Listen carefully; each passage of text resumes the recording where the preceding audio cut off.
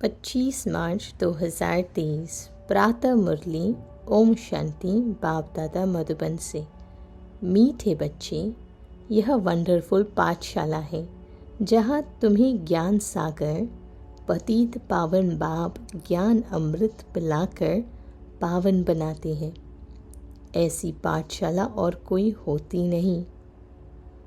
अनुभव नहीं हो रहा जैसे बाबा गोदी में बिठाकर हमें एकदम प्यार से ज्ञान अमृत पिला रहे हैं।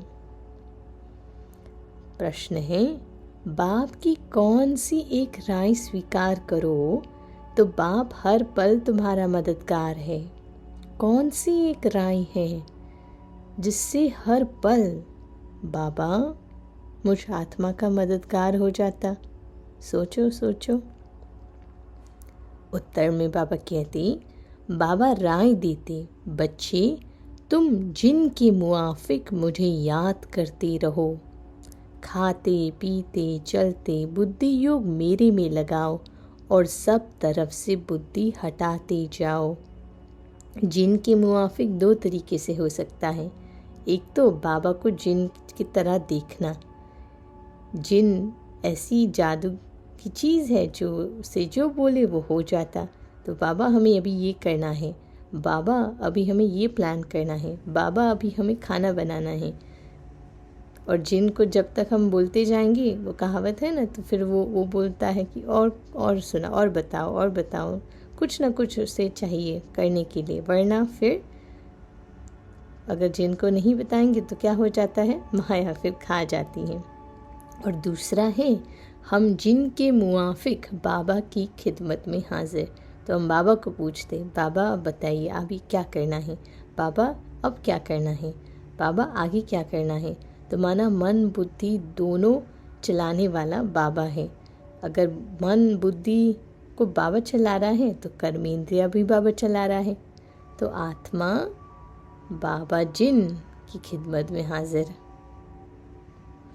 तुम बाप और स्वर्ग को याद करने की सेवा करो। ये देखो, ये हमारा ऑर्डर है। तुम बाप और स्वर्ग को याद करने की सेवा करो, यही तुम्हारा मदद है। यह याद ही तुम्हें स्वर्ग का मालिक बनाएगी। यही सस्ता सौदा है। हिम्मत रखो तो बाबा हर पल तुम्हारा मददगार है। हिम्मते मर्दा मददे खुदा। गीत बजा है, मुझको सहारा देने वाली तेरा शुक्रिया। ओम शांति। बच्चों ने गीत सुना। यह बच्चे बच्चे कहने वाला कौन है? ज़रूर बच्चा कहने वाला बाप ही है। यूँ तो दुनिया भी जानती है कि बच्चे कहने वाला एक तो है परमपिता परमात्मा, जिसको परम आत्मा ज्ञानी परमात्मा कहा जाता है। तुम सब बच्चे हो। तुम बच्चे मनुष्य से देवता बनने के लिए इस पाठशाला में पढ़ते हो। पाठशाला में हम क्यों पढ़ रहे हैं? मनुष्य से देवता बनने लिए। तुम जानते हो कि हमको बेहद का बाप पढ़ाते हैं। वह बाप भी है तो टीचर भी हैं। माता पिता के बहुत बच्चे हैं। बच्चे तो बहुत वृद्धि को पाते जाएंगे। परम पिता परमात्मा बैठ पढ़ाते हैं। यह वंडर है ना। ऐसी वंडरफुल विचित्र पाठशाला दूसरी कोई होती नहीं। बच्चे जानते हैं ज्ञान सागर जो पतित पावन है, वही ज्ञान अमृत पिलाकर पावन बनाते हैं। गाते भी है, पतित पावन आओ। तो ज़रूर यह पतित दुनिया है और पावन दुनिया भी है। नई दुनिया नए घर को पावन कहेंगे, फिर वही घर पुराना होना ही है। तो बच्चे जानते हैं यह पुरानी दुनिया है, नई दुनिया थी, वहाँ बहुत सुख था। बच्चों ने गीत सुना, वह तो सिर्फ भक्ति मार्ग में गाते हैं। तुम तो अब प्रैक्टिकल में हो। भक्ति मार्ग के गीतों को हम ज्ञान में ले आते हैं। तुम बच्चे जानते हो बाप सभी को वापस लेने लिए आए हैं। पतित पावन है तो पावन बना कर ले जाएंगे। ऐसे ऐसे अपने से बातें करनी है। यह ज़रूर पतित दुनिया है। पावन देवताओं को व पावन सन्यासियों को पतित मनुष्य नमन करते हैं, परंतु पतित पावन बाप एक ही हैं। सभी उस पावन बनाने वाले को याद करते हैं, क्योंकि सारी दुनिया को दुख से लिबरेट करना यह बाप का ही काम है। दुख कौन देते हैं? विकार। विकारों का नाम क्या है? काम का भूत, क्रोध का भूत, अशुद्ध अहंकार का भूत। शरीर को भी भूत कहा जाता है, क्योंकि 5 भूत तत्वों का बना हुआ शरीर है। आत्मा तो इनसे न्यारी है, एक शरीर छोड़ दूसरा लेती हैं। अब तुम बच्चे नई दुनिया भी देख रहे हो और उसके लिए पढ़ते हो। मनुष्य भी समझते हैं विनाश होना है, महाभारी लड़ाई लगनी है, परंतु फिर क्या होगा यह नहीं जानते, क्योंकि गीता के भगवान को द्वापर में ले गए हैं। राजयोग तो गीता के भगवान ने सिखलाया। अगर गीता के भगवान ने कभी आकर किसी युग में सिखाया होगा, तो उस युग के बाद तो सबसे उत्तम युग आना चाहिए, सतयुग। लेकिन अगर गीता के भगवान को हम द्वापर में ले गए, द्वापर के बाद क्या आया? कलयुग। तो इससे सिद्ध होता है कि जब भगवान की पधरामनी होती है, अति के समय भगवान अवतरित होकर फिर सद्गति करते हैं। भगवान ने सिखलाया है। श्री कृष्ण तो सिखला न सके, गीता में श्री कृष्ण का नाम डाला, उनको द्वापर में ले गए हैं। यह है मुंजरा। तुम भी इस मुंझारे में थे, अब निकले आए हैं। मनुष्य तो दुर्गति को पाए हुए हैं, हम अब ज्ञान से सद्गति दिन में जा रहे हैं। बाप कहते हैं मैं ज्ञान सागर हूँ और कोई भी ज्ञान दे न सके। ज्ञान सागर एक को ही कहा जाता है, फिर उनसे ज्ञान गंगाएं निकलती हैं। शिव शक्ति ज्ञान गंगाएं कहा जाता है। वह है पानी की गंगा जो बहती रहती है।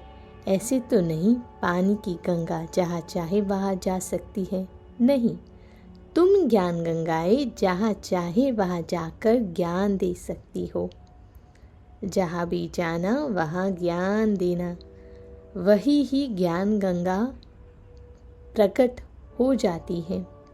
जहाँ आप जाते हो वही ही ज्ञान गंगा प्रकट हो जाती है। वह फिर समझते हैं फलानी जगह गंगा निकली, फिर एक गहुमुख बना देते हैं। वास्तव में गौमुख तो तुम बच्चियाँ हो, तुम गौ के मुख से यह ज्ञान निकल रहा है। तुम हो ज्ञान सागर से निकली हुई सच्ची सच्ची गंगाएं। तुमको सृष्टि चक्र के आदि, मध्य, अंत का नॉलेज समझाया जाता है। बाप को ही नॉलेजफुल कहा जाता है। वही वर्ल्ड ऑलमाइटी सर्वशक्तिवान है। वह सब वेद ग्रंथों को जानते हैं, सबका सार समझाते हैं। हर एक धर्म का शास्त्र एक ही होना चाहिए, जैसे श्रीमद् भगवद गीता एक है, बाइबल एक है।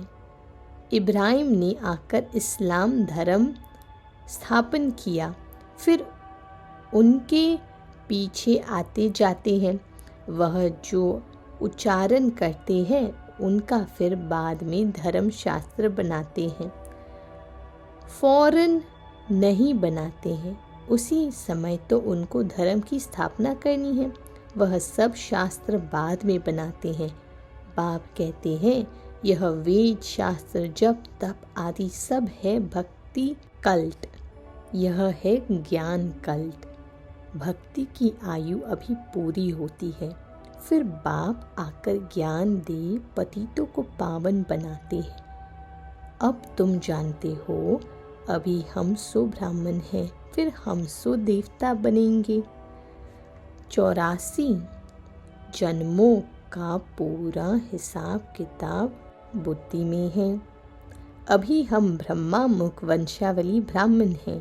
पहले हम शूद्र कुल के थे, अभी हम ब्राह्मण कुल के बने हैं। यह भी तुम ब्राह्मण ही जानते हो। देवी देवता धर्म वाले तो कोई है नहीं। हिंदू थोड़े ही जानते हैं कि असल में हम देवी देवता कुल के थे, अभी हम शूद्र कुल के हैं। अपने धर्म को भूल धर्म भ्रष्ट कर्म भ्रष्ट कंगाल बन पड़े है। अभी बाप द्वारा तुम बच्चों ने हम सो हम का अर्थ समझा है। हम सो आत्मा परम धाम की रहवासी हैं। यहाँ आकर पांट बजाते हैं। पहले पहले हम सतयुग में देवता कुल में आए, फिर वैश्य शूद्र कुल में आए, फिर जाएंगे देवता कुल में। तुम जानते हो कितने जन्म किस कुल में रहेंगे। बाकी बाबा एक एक जन्म का तो नहीं बैठ बताएंगे, न चेल में बताते हैं। बीज और जहाड़ को जानो बस। बाप बीज रूप है, हम कल्प वृक्ष के भांति हैं। हम परम धाम से आए हैं पाठ बजाने।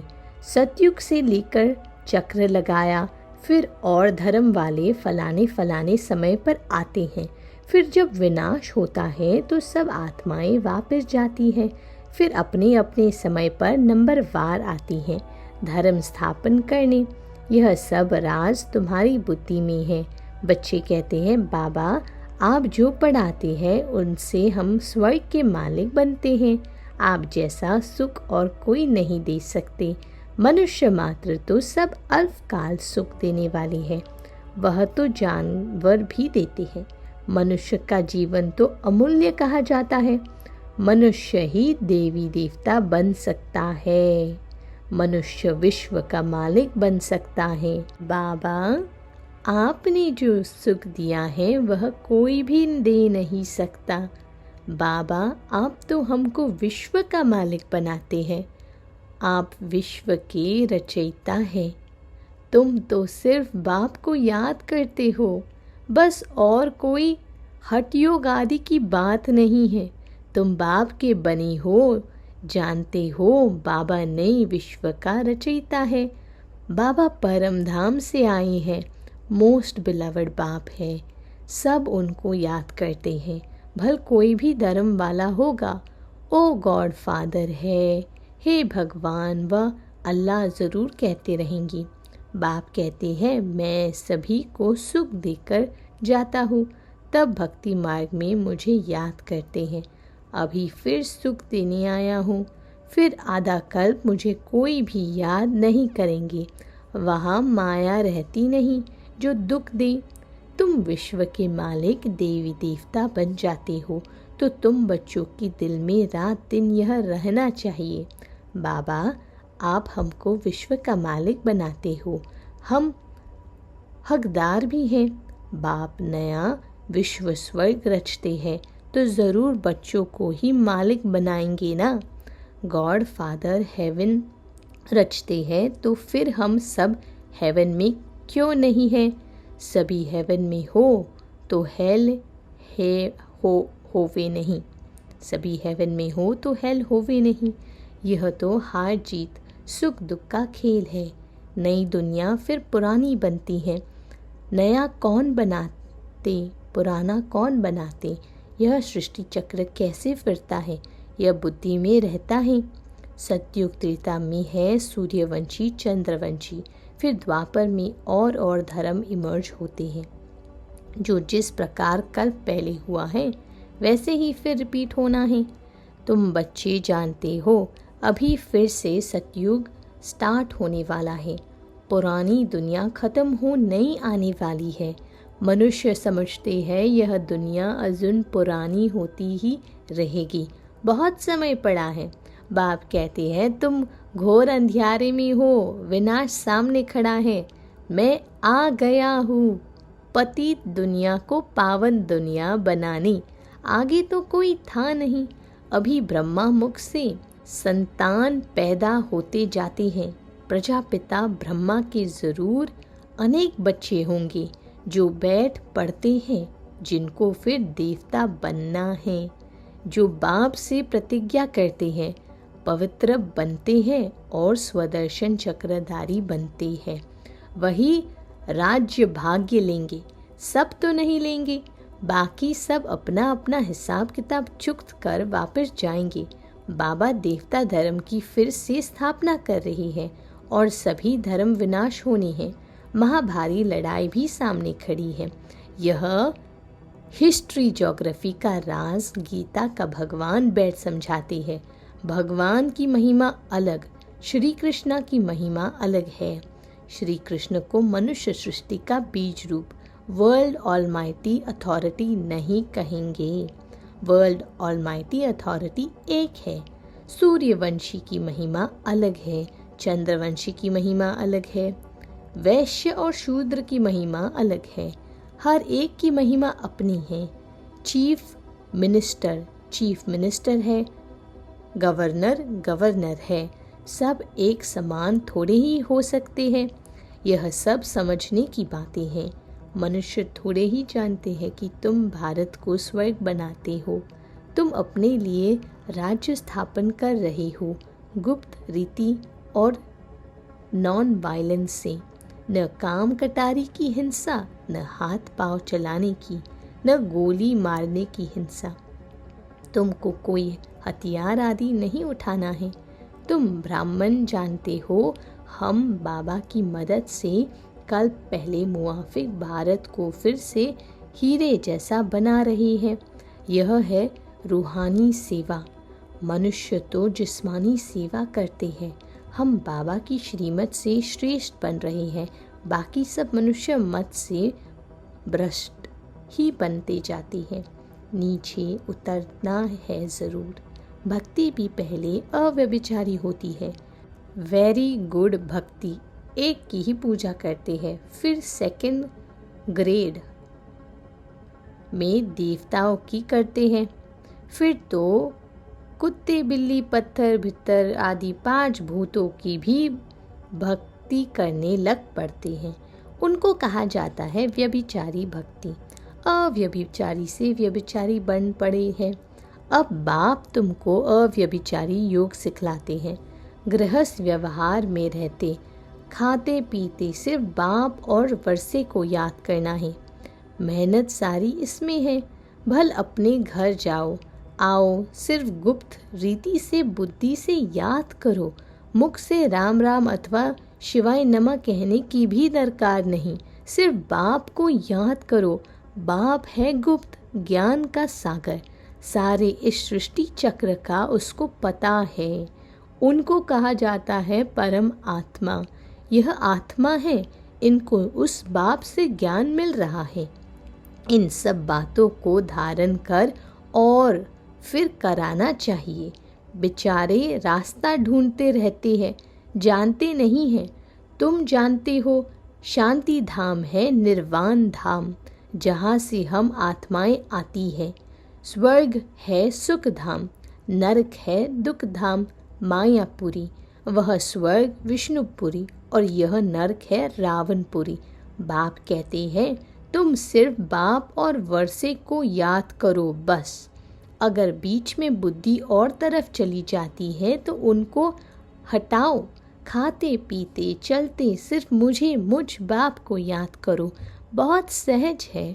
समझो विलायत में कोई रहता है, उनकी मेम साहब हिंदुस्तान में है, तो दूर रहते भी उसकी याद बहुत बुद्धि में रहेगी ना।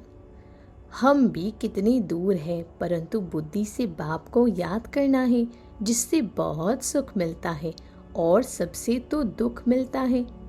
मनुष्य को कभी भी सदा सुख नहीं दे सकता। बाप कहते हैं जिनके मुआफिक याद करते रहो। बस बाप और स्वर्ग को याद करो, यही हमारी सेवा करो। बाबा कह रहे हैं कि सेवा बाप की करनी है तो बस बाप और स्वर्ग की याद करो। तो बाप तो साथ है ही और स्वर्ग के मालिक भी बन जाएंगे। और बाबा कह रहे हैं बस यही मेरी सेवा करो। तुम्हारी सेवा करते हैं याद करने की। माना बाप को याद करना, स्वर्ग को याद करना, इसमें मुझे आत्मा की सेवा हो रही है और बाबा की भी सेवा हो रही है। तुम फिर याद करने की सेवा करो। यह राय अंगीकार करो, माना स्वीकार करो। कितना रॉयल शब्द है। परमात्मा की यह राय अंगीकार करो कि केवल बाप और स्वर्ग को याद करो। यही तुम्हारी मदद है। हिम्मते मर्दा मददे खुदा, यह याद ही तुमको स्वर्ग का मालिक बनाएगी। कितना सस्ता सौदा है। वो गुरु लोग तो बहुत धक्के खिलाते हैं। एक ही सद्गुरु जब आते हैं तो फिर कोई गुरु करने की दरकार नहीं रहती है। गुरु पना ही निकल जाता है। सभी सद्गति को पा लेते हैं। एक सद्गुरु के आने से फिर अनेक गुरु करने की रस्म रिवाज आधा कल्प के लिए निकल जाती है। फिर भक्ति मार्ग में वह रस्म चलती है। सतयुग में गुरु कोई होता नहीं। वहाँ अकाली मृत्यु कभी होती नहीं।